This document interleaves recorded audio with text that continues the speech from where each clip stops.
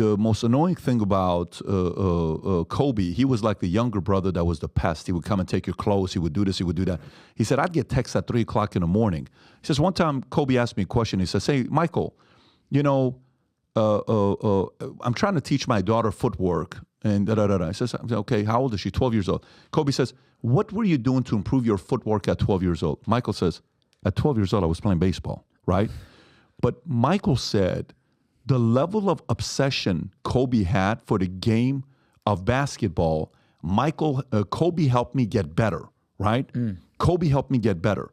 So there's certain people that know exactly what it takes to be the greatest of all time that can talk to you in a way nobody else can talk to you. But it's direct challenging and calling out, right? And I understand the gentle side, but I think, you know, Tom Brady, for instance, you know, when Tom and I were talking and having a conversation about what it is on how you drive your guys, right? There's different ways to drive somebody that's just happy to be in the NFL, okay? There's certain guys who drive that's just, man, he just wants to go party, have a good time, girls, all this stuff. And then there's a few of the guys you drive that's kind of like, nah, man, this guy wants to be the guy. Like, he wants to walk in the room and everybody stops because he walked into the room. It's a different kind of a respect that person gets.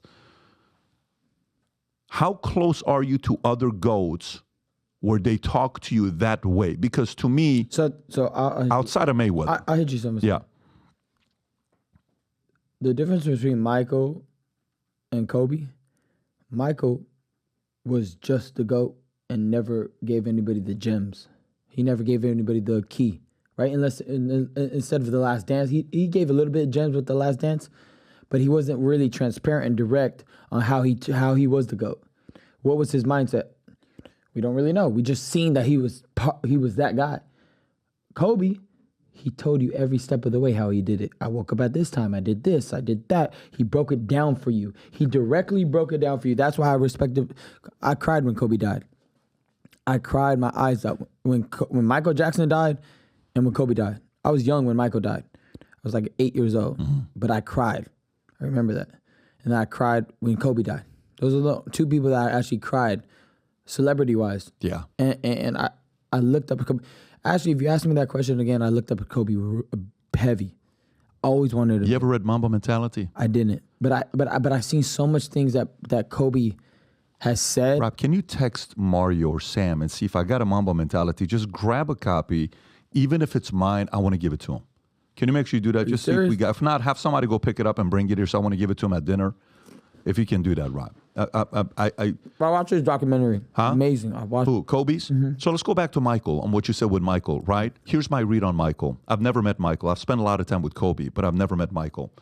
And with Michael, you know, Michael's a pre-social media era, right? So that's a different era. Number two, Michael and Kobe, Michael's posting up on Kobe, and Kobe is saying, hey, when you're doing a turnaround, what's the weight, you know, on the leg when you're feeling the guy behind you? What do you do?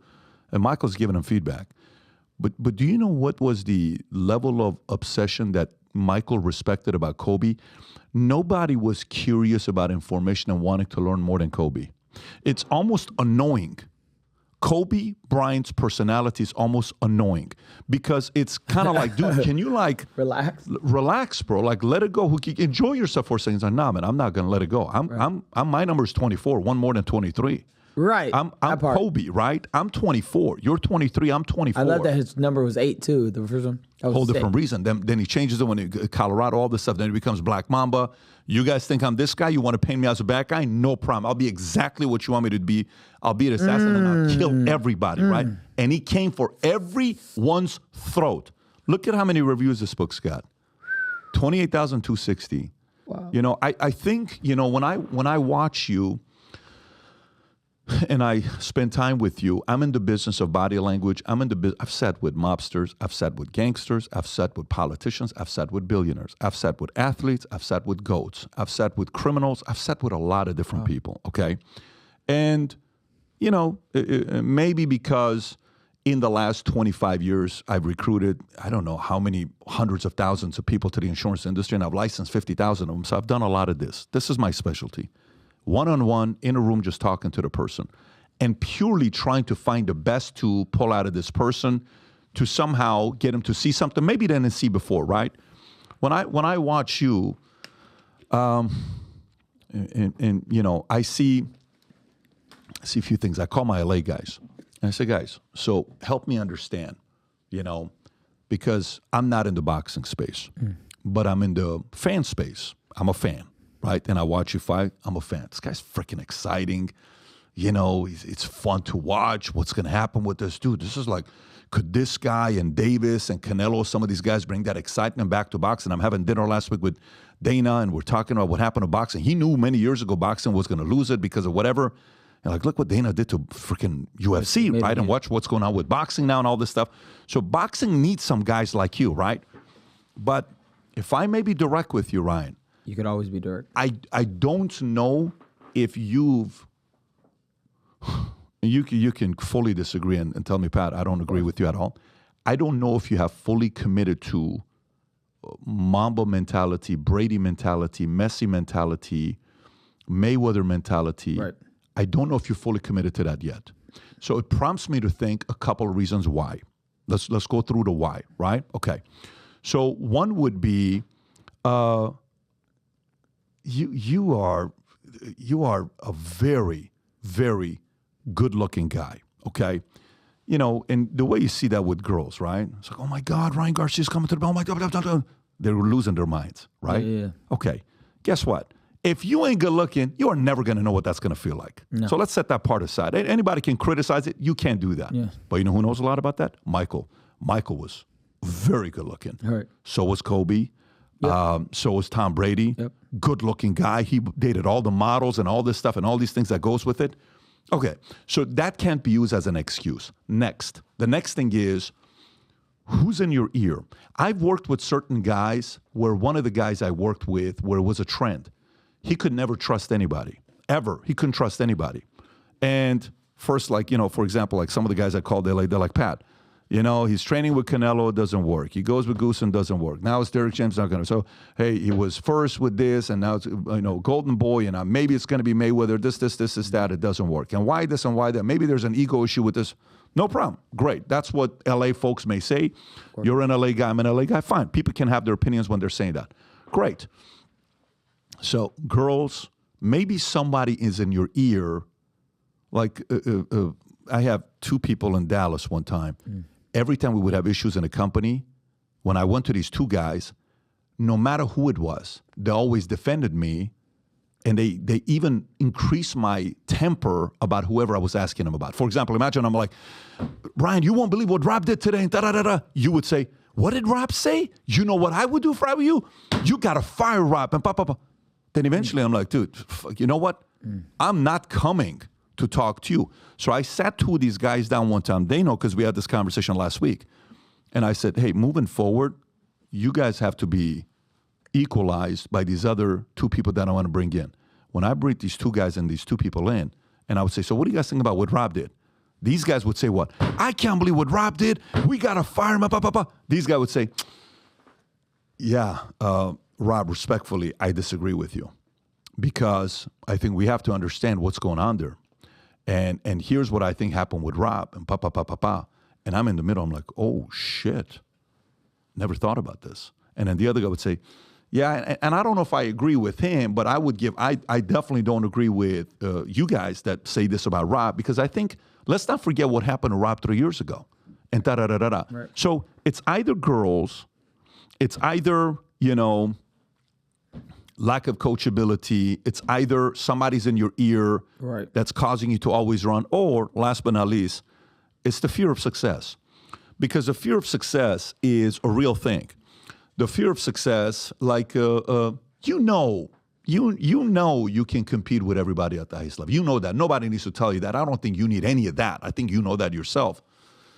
But, you know, am I willing to get freaking maniacally obsessed like a Kobe, like a Michael, like a Brady, like a Messi, like a Canelo, like a Mayweather, like these guys? I don't know. At the end of the day, yeah, you'll never know, because what I ask everybody, find out if you hang out with me for a week straight. Yep. then you'll know. Respectfully, you'll never know because you're not in my circle. You're asking me? Yes, you'll never. Oh. And I'm not saying, and I'm not. I totally understand what you're saying. I'm not trying to offend you. No, not at all. I fully understand what you're saying. At the end of the day, you don't know the extent I go to training. You don't know how much I train. You don't know how much I do. All you can see is from an outside perspective. And that's how everybody could see me. But at the end of the day, I know for a fact, I truly believe this, nobody in boxing works harder than me. And I know, he's everywhere. Because they don't know I could train at any time. I don't really, I don't sleep.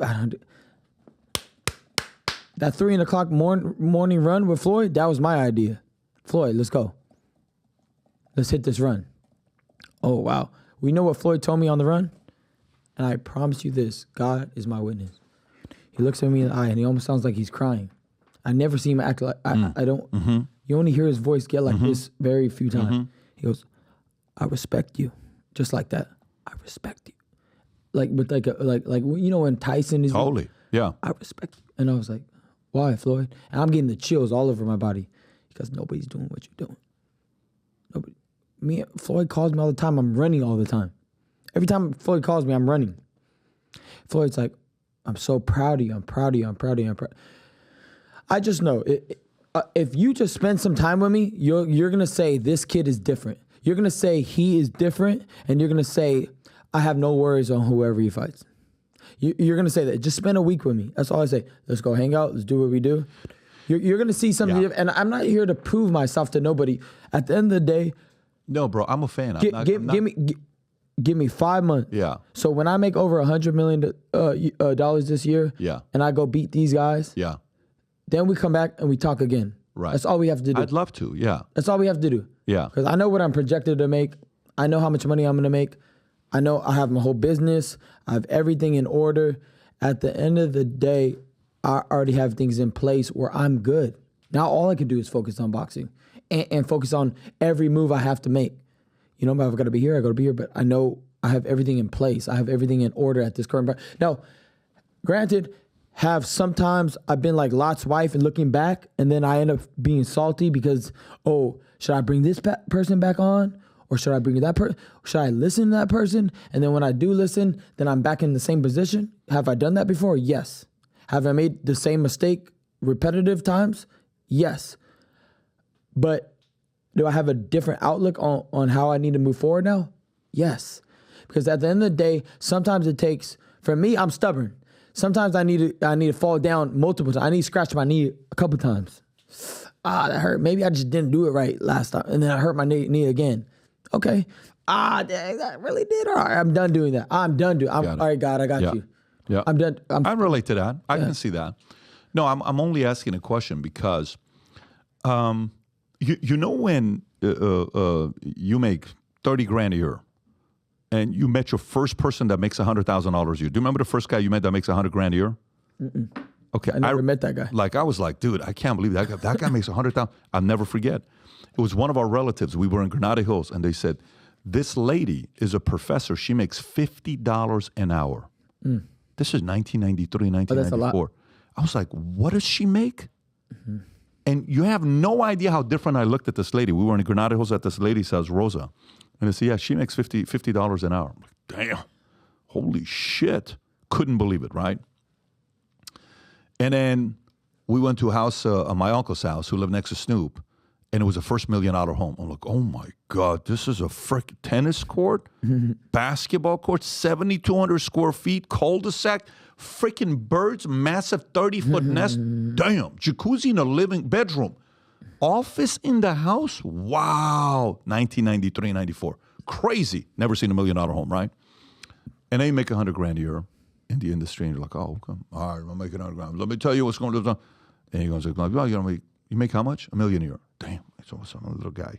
Hey, I make $2.8 million. So, that guy made 10.8. Oh, shit, I'm a little guy. So, you make $15 million. That guy makes 120. Damn, little guy. $250 million.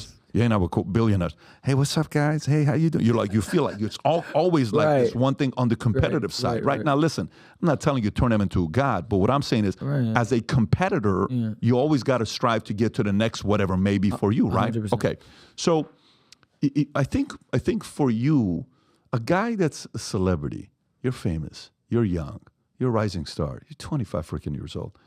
If I'm writing a plan with you and I'm looking at you as my younger brother, okay, and I would sit there and do a business plan with you, I would say, dude, Ryan, here's what I would do if I were you. Go have dinner with Michael. Ask. Go have dinner with Messi. You know where Messi lives? Right next door to my house. Tonight when we have dinner, I'll show you his house. It's right next door. Go knock on his door. He's probably going to be open. If tonight we go to his door, you're at the door, he's probably going to have a conversation with you, right, if we go to Messi. Go to Federer.